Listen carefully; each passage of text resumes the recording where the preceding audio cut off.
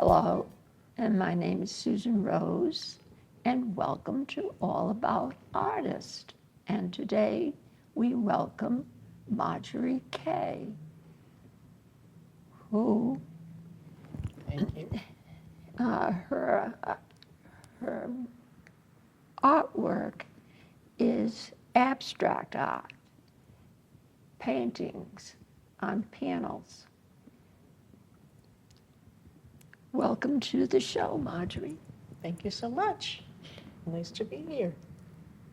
Before we start, I'd like to thank Dave Fabiano, Joanne Hurlbut, and Nicole Brown for making this show possible, and I thank them for their valuable assistance. Marjorie,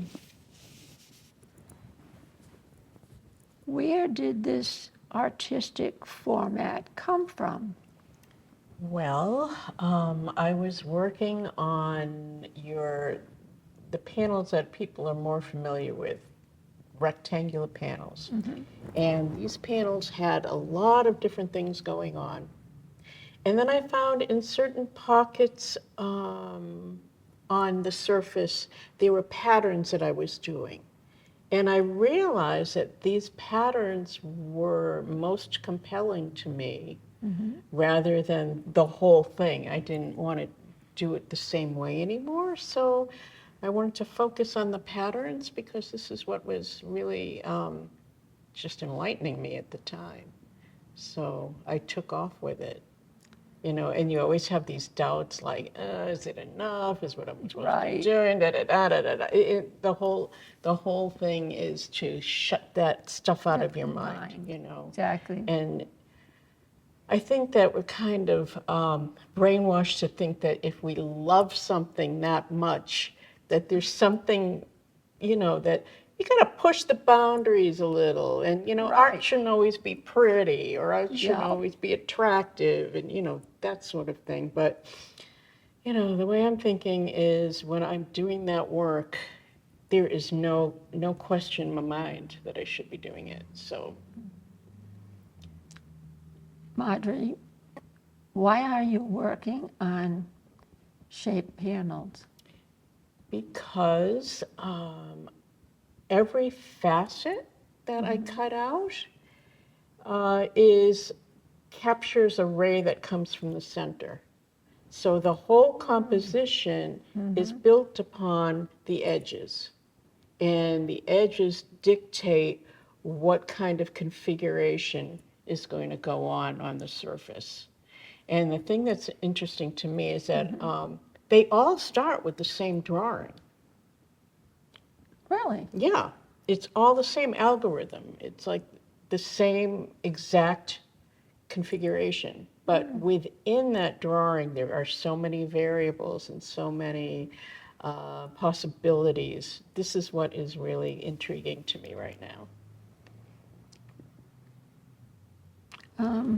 How do you go about choosing your colors? I feel them. I just feel them. Really? You feel that?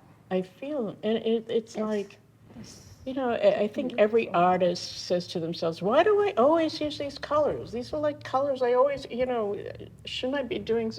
Again, that stuff that goes on in your mind that is better off eradicated, right? And it's just that I think that with an artist, your color sense, what you do for color is you. It's part of who you are. You know, you can't tell, you know, a sun to be green or a tree to be yellow unless you're on another planet, but we won't. We're going on Mars. But I think that, you know, it's just, it really is who we are, our color palette, you know, and brights it is. You know, I'm not going to apologize for it anymore. It is what it is, and it's what comes to me. I do tend to do things in sequence. so that one color will dictate the next one, which will dictate the next one. But very, very often, I think I have it in my mind, okay, this is going into like a salmon hue, or this is going into red, and then I'll go, nope, it's not. It's not. So what I really feel I have to do is to not stand in my own way. So if I change course during, the creation of a piece, to just open myself to that, let it happen, and, ride it like a wave. Okay. How many artworks are in this series? This particular series, I'm working on number 13, I think, right now, maybe 14. Yeah, 14, because I sold one, and usually, there would be no problem with that, but when you're No problem with taking selling. forever to do your work and you have a show coming up, I'm like, all right, I got to get one more in. One more, exactly. Yeah. You like to get a lot so that the artist, they can see who the artist is. Yeah. You get a couple of pieces, they really don't, but if you've got a Right. lot, Yeah. well, Lucky for me, these have to be spaced far away, otherwise they're going to fight with each other. I mean, like, even this is too yeah, close. And I see what you're saying. I would never put them up on the wall like that, but for Yeah. this purpose, it's fine, Yeah. but you know what I mean? surely, It's like if they were too close together, it's like you can't really see them. exactly. And very often, there are a lot of artists that put a lot of artwork on the wall, and, I'm always like, I think you really need to let them breathe. So lucky for me, because there's a lot of space at Future Labs Gallery. Oh, yes, I think that's where we met, at Future Yeah. Future Labs, Yeah. I think. As a matter of fact, yes, and wasn't Dawn Nelson Yep. introduced me Yep. to you, Yep. and you gave me your card, Right. and then I lost it. Oh. And then I met you again downtown, and then finally you gave me your information, and that's how we started and got together. Perfect. It was perfect. Yeah. It was meant to be. Yes, it was. That's the whole point. Yeah. Where is the exhibit going to be, your show? Well, isn't that At like the- kind of a coincidence that we were talking about that? Future Labs Gallery, 43 Eagle Street in North Adams. Yes, I've been there, and I've seen a lot of people that I've had on the show work up also. Oh, yeah? Yeah, the people that I've. Cool. So I'm familiar with that gallery, so I can Yeah. understand how you're going to put these on the wall, like you said, Right. not next to each other. Right. Well, And there's a lot of space there. yeah, there's another Good. person having a solo show. Her name is Carolyn Newber, and she's from Lenox, and her show is going to be called Dancing with the Ancestors. Oh, And that's, she's got some collage pieces, and she has documented a lot of shows at Jacob's Pillow. So she'll have a lot of dancing, drawings and sketches, and they're beautiful. Yeah. are they colorful like yours, or are they, what kind of color? Her collages are colorful. The dance pieces are a little bit more earth toned, but because of the energy of the dance, and the gestural yes, quality, exactly, it works. which I love to do. Yeah, Oh, I used to love dancing. yeah. There was somebody that actually said they danced while they painted. Oh, really? I like to see that one.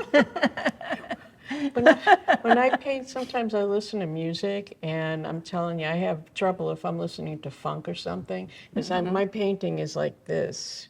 And here comes Parliament, P-Funk, and it's like, oh, okay. Oh. It can be troublesome. Yeah. Yeah. Well, it sounds like fun, though. Yeah, it doesn't is. it? Isn't it? I'd love it. Where else will your show be exhibited other than the lab? In March, I have a show Galatia Fine Art in Boston, in the South End, in the SOWA Art and Design District.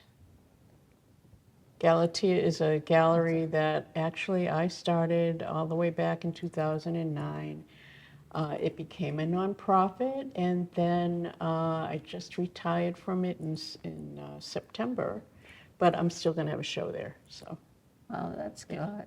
That's nice to. it's a big space. I was just going to ask you that. It just sounds like a big huge. space. It's huge. Really huge. Yeah, there are 4 separate areas where like 3 or 4 solo shows go on at the same time.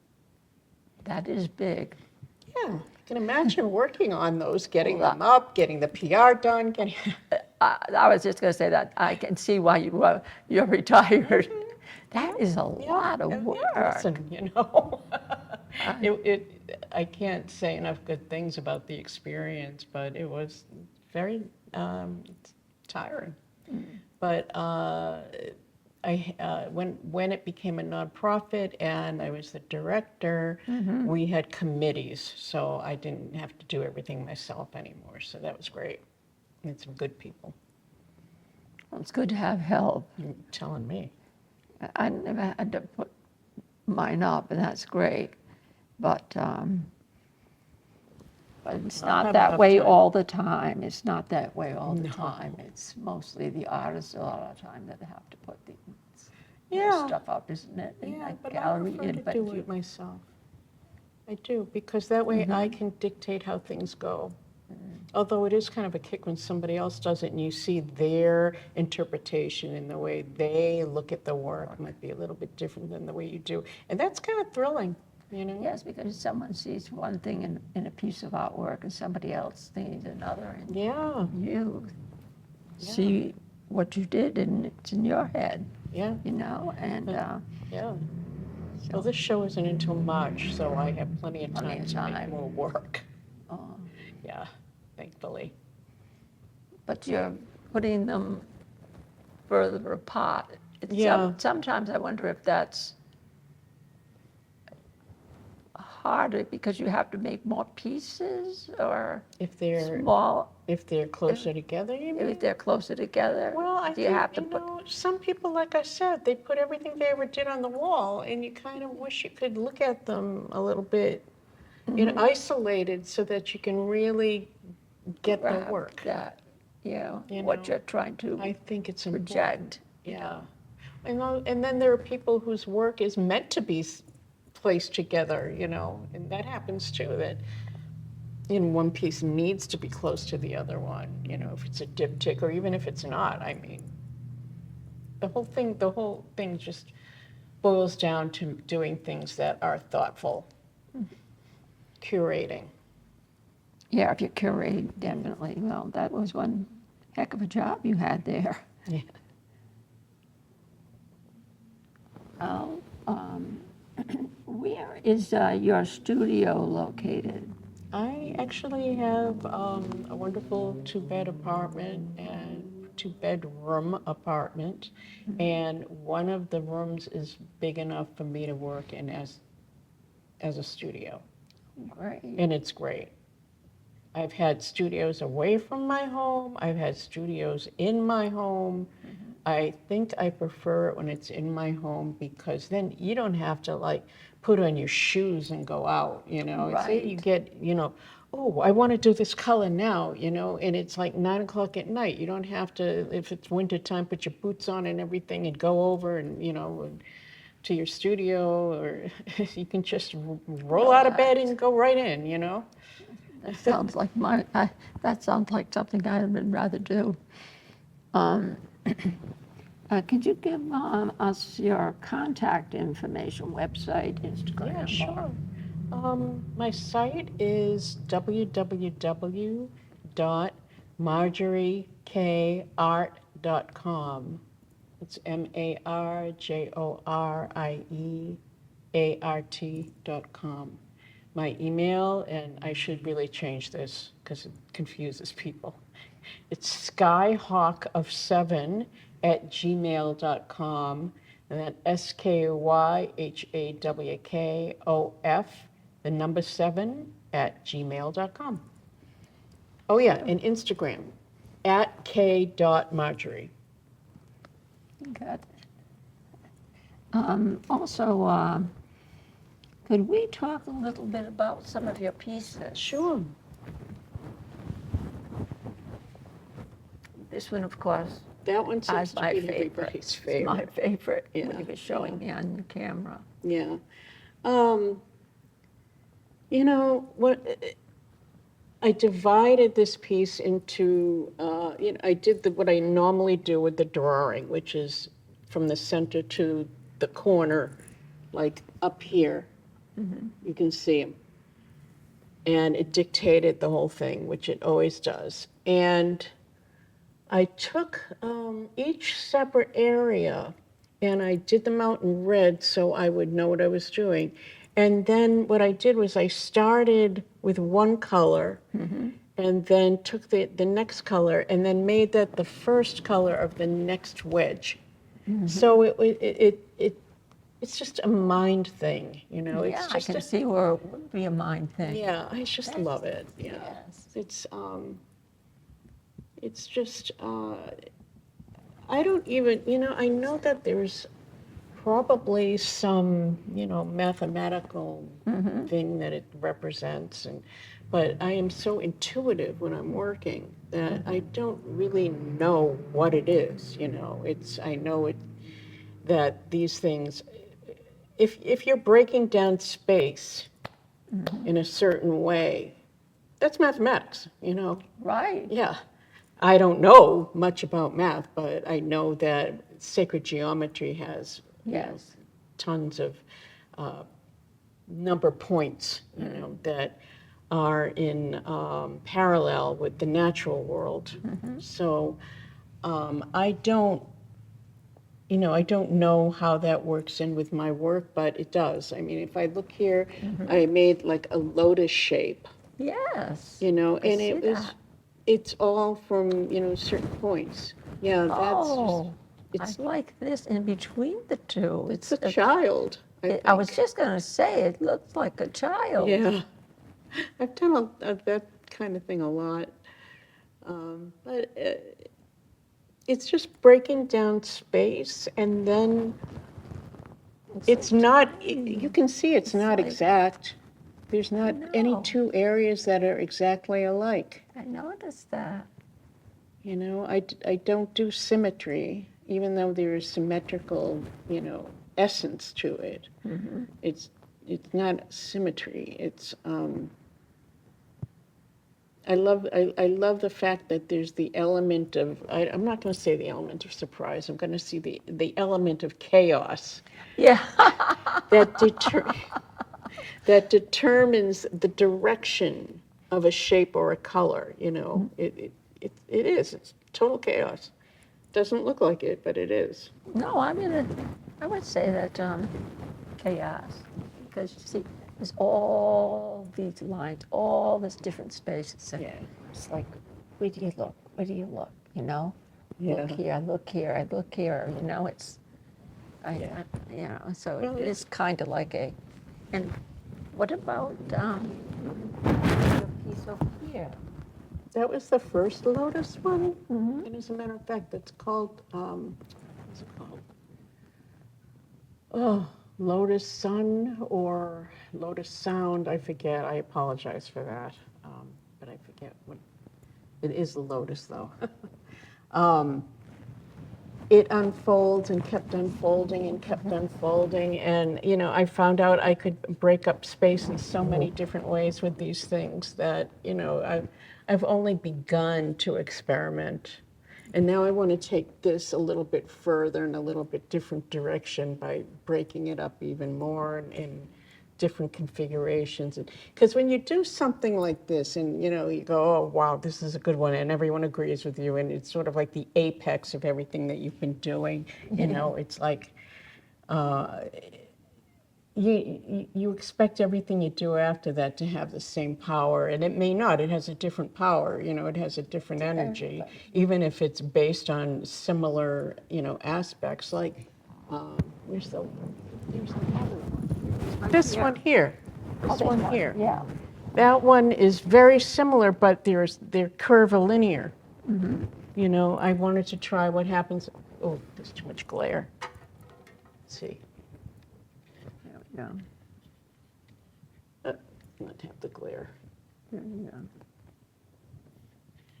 There. There, that's better. There You we can go. see that the areas are broken apart with curves rather than straight lines.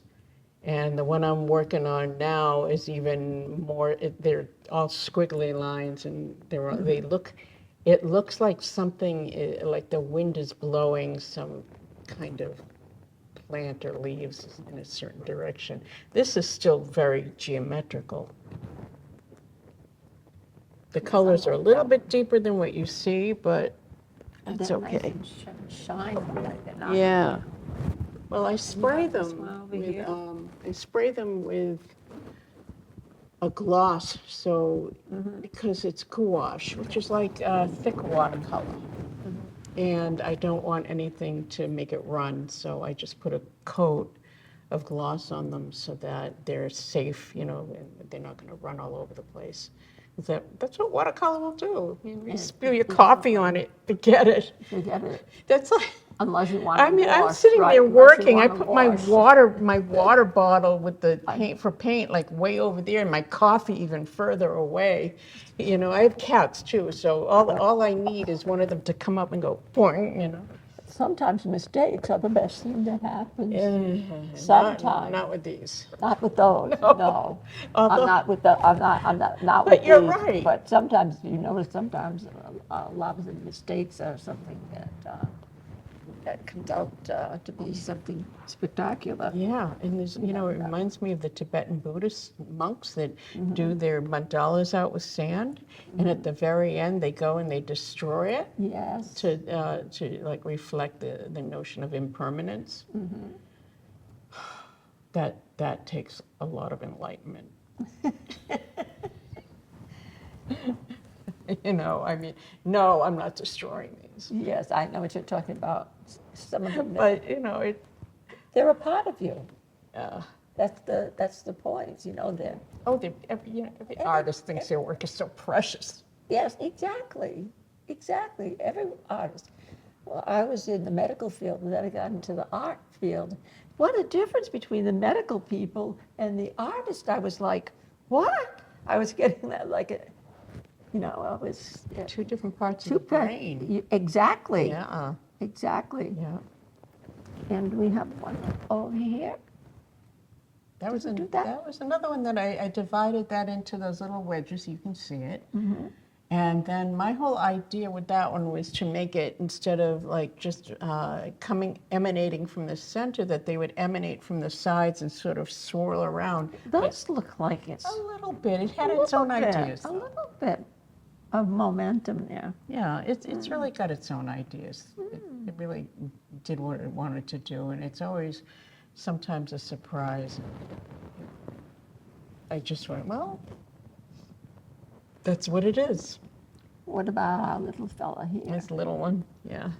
I like that one. Yeah, that was one in which the shape really dictated that there needed to be more than one emanation. And I should have brought more of those because I have some I that like that. do, one. It's very yeah, nice. there's your. So it's called Binary Star. Binary star. Yeah, and they kind of affect each other. You know, you can see the energy going between them.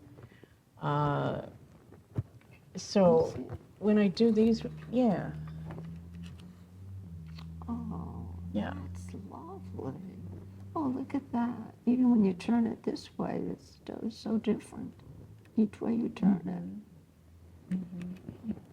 So, but one Has- area affects the other, and like in between that area was this sort of, like right here was like a realm of chaos for me because it wasn't broken down really neatly into my little sense of order, you know?